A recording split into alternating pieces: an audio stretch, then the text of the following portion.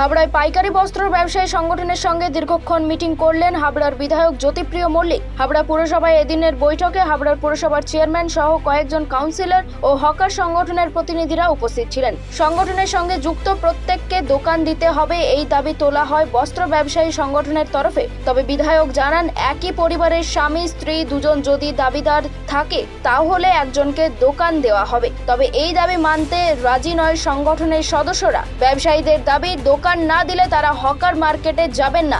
এই নিয়ে পুরসভায় বৈঠক চলাকালীন পুরপ্রধানের ঘরের সামনে কিছুক্ষণ তাদের দাবি দেওয়া নিয়ে সংগঠনের কর্মীদের ক্ষোভ দেখাতেও দেখা যায়। বাইরে যাবে কিছু দেখুন, এক্সট্রা লোকেরা যারা খাটিয়া নিয়ে বসে আছে তাদেরকে দিতে পারবো না আমরা।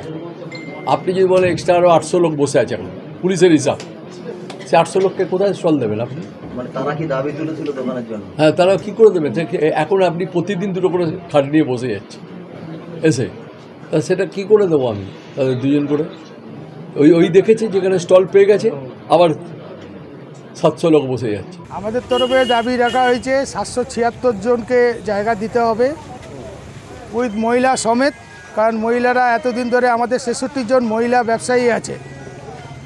পশ্চিমবঙ্গের মহিলা যদি মুখ্যমন্ত্রী যদি হয় আর ভারতবর্ষের রাষ্ট্রপতি যদি আমাদের দ্রৌপদী মুর্মু হয়, তাহলে আমাদের এই মহিলারা জায়গা পাবে না কেন?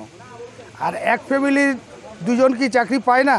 মহিলাও চাকরি করছে, স্ত্রীও চাকরি করছে, পুরুষও চাকরি করছে, তাহলে আমরা পাবো না এই কথাটা তো বললে হবে না। আর 776 আমাদের কমিটি একটা সমিতি আছে যেটা ভোট করে আমাদের করা হয়, ঠিক আছে? সেই 776-এর মধ্যে এরা বাদ দিয়ে বলছে আমরা 776 চাই না, আমরা 776ই লোক চাই, আমাদের জল মিশনের কোনো প্রয়োজন নাই।